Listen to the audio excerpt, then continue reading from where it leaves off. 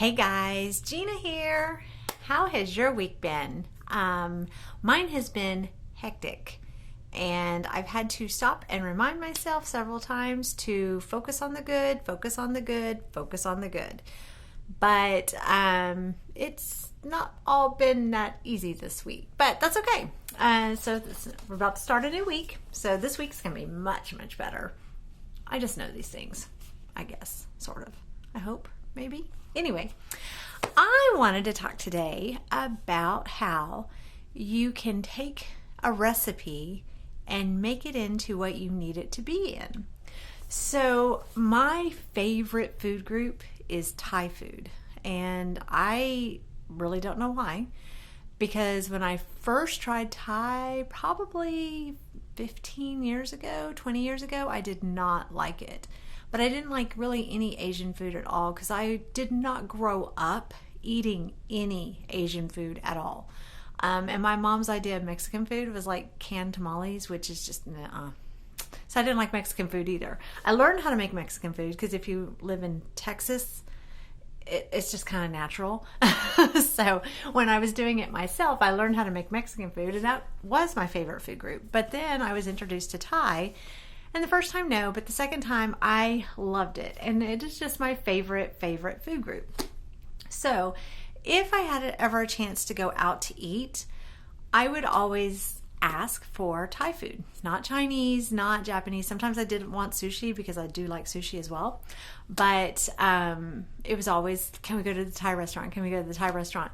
And ironically, people I was with never really, Thai was just not usually their thing. I do have a few friends though that when we would go out, we would always go to Thai, and it was always so much fun going out to eat with them. I miss them. They're not in Texas, and it was when I lived in a different state. So, but anyway, they still send me pictures of when they go eat Thai food, and I'm just like, argh.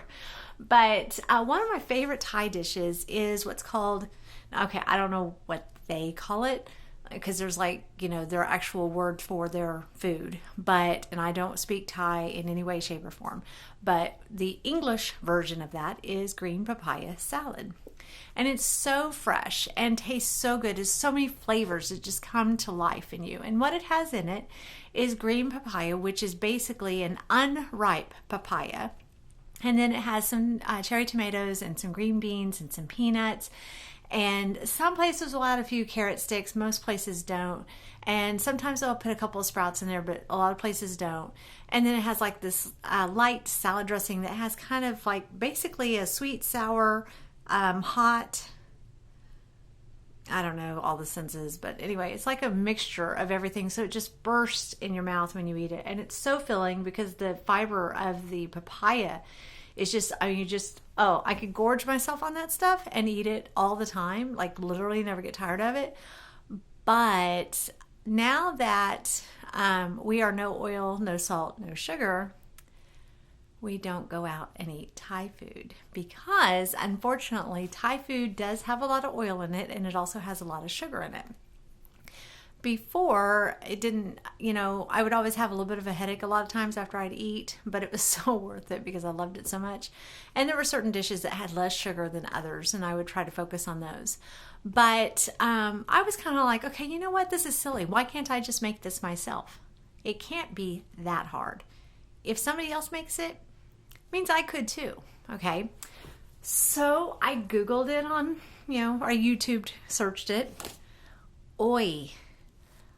I'm talking to make the dressing. They require like all these steps, and you're like supposed to get a mortar and pestle, and you're supposed to do all this and stuff. And I was like, yeah, that's not going to happen. That's not going to happen. I'm fine putting in a little blender, magic bullet, something like that. I can do that. I'm not going to sit there and go like this with a mortar and pestle for like 45 minutes just to make the sauce. So I got on my favorite shopping site, which is Amazon, and I found this. East Meets Vegan. And it says it's the best of Asian home cooking, plant-based and delicious.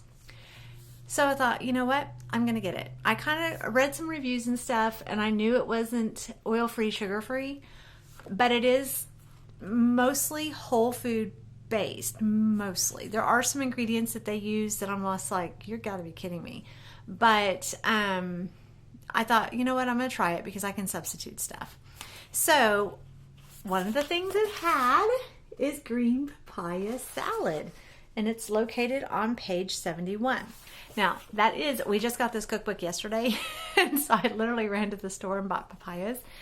And, funny thing, I didn't go to an Asian market because I don't even know if there's one in this area, but I've since found one. But at the time I was like, I don't even know where one is. But the regular Sprouts that I go to, they don't carry green papayas because they're not ripe. And so I had to get the most unripe of the ripe papayas that they had. And I ended up using 2 Hawaiian papayas, which are technically about this big instead of bigger like this, like a regular papaya. So I got 2 of those, but they were definitely yellow. They were definitely very sweet. They were very good, but it did give the salad a little bit of a different flavor. Okay, so, and then, so one of the other things in here is tamarind paste, which again, I don't have. I didn't even know what tamarind paste was. I had to actually Google it. But it is actually like a seed pod. And again, you have to crush it into a paste, or you can buy it in a little jar. Now, I haven't checked to see if the jar has like anything else added to it, because sometimes those condiments will have like a laundry list of other things because it has to have all these preservatives to keep it. And sometimes it's just like they add water or, maybe a little sea salt or something. And so if it's going to have like things that I can actually pronounce, I may consider getting the jar. I got to look into it. I haven't looked into it yet. But if not, I did Google how to replace tamarind paste if you don't have it. And the simplest is a little bit of vinegar and some lime juice. I've got vinegar. We have limes. Life was great. So we did that substitution. So it calls for a small green papaya. Didn't have it. Used 2 mostly ripe but unripened, hardened, like you would sit these out and not actually eat them for a few days. Hawaiian papayas, but they were definitely ripe enough to eat. We left out the chilies just because my mom doesn't like hot, spicy stuff, and I meant to add some to mine just because, but I just forgot.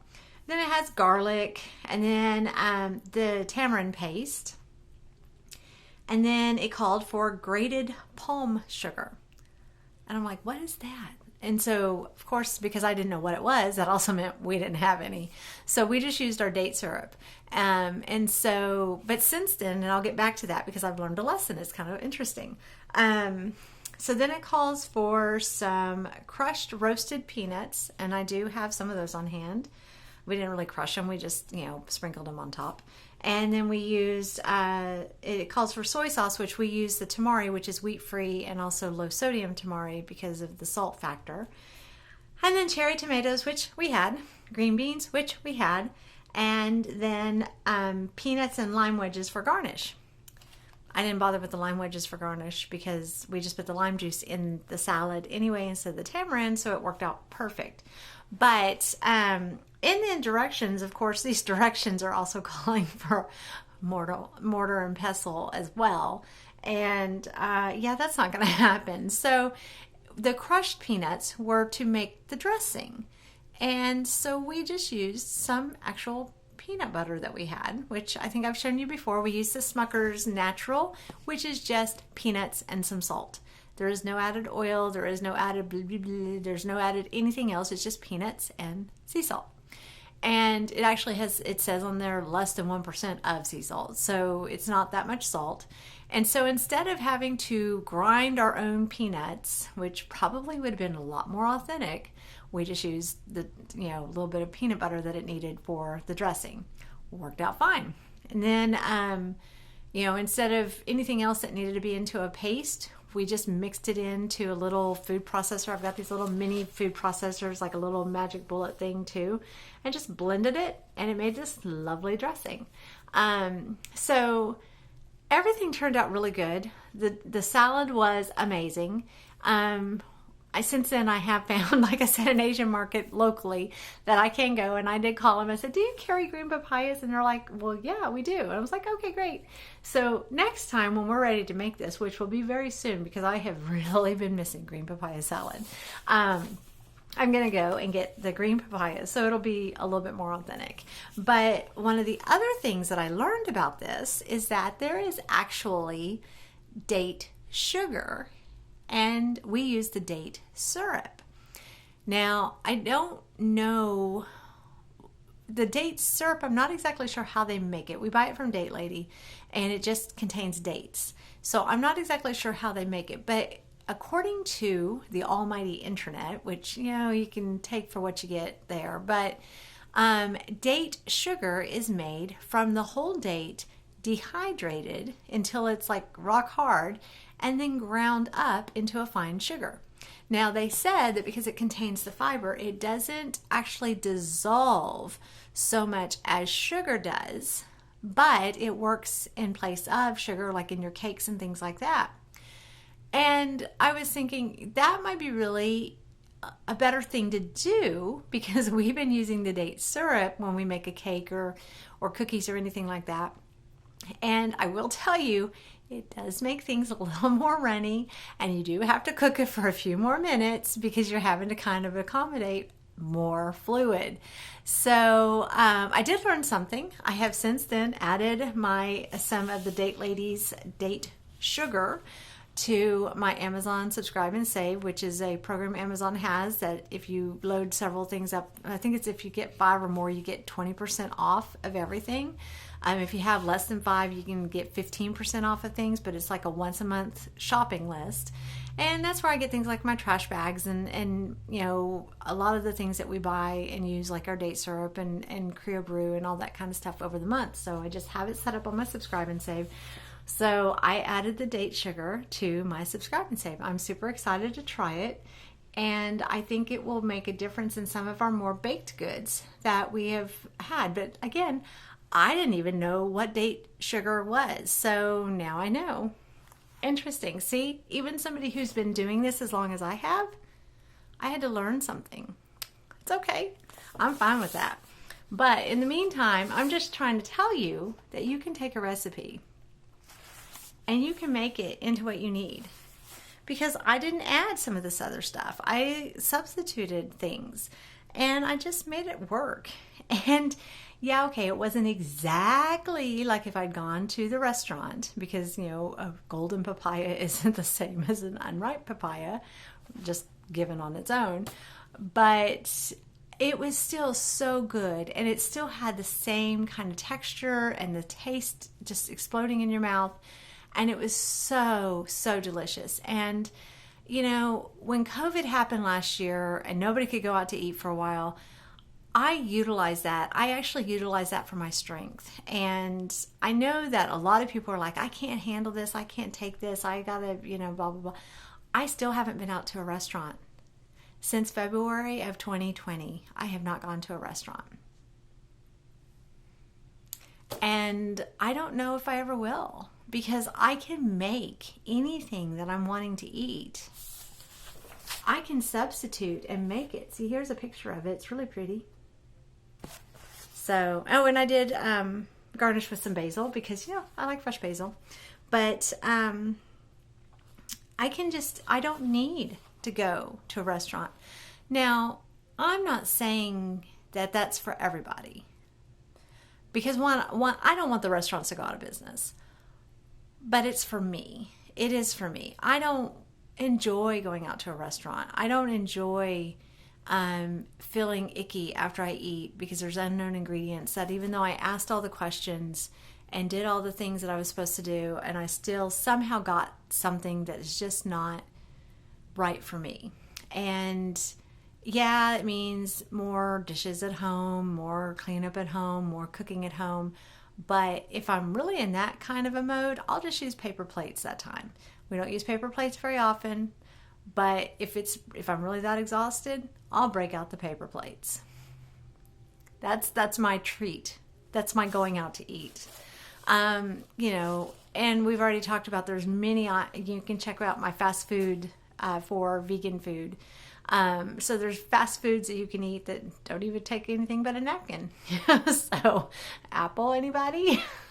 But I just wanted you to don't be afraid to grab your cookbook. Don't be afraid to get your recipes that you really, really love, that you're afraid you're going to miss out on. Because you can leave out that tablespoon of oil that they used to saute the vegetables, because that's all it was doing.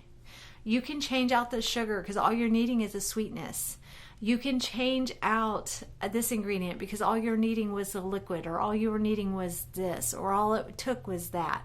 And yeah, sometimes it's a little bit of trial and error. So the first time you're like, maybe not. And this time we found that we didn't have enough vinegar in there, and we did kind of add a little bit more to our bowl individually and stir it into our salads.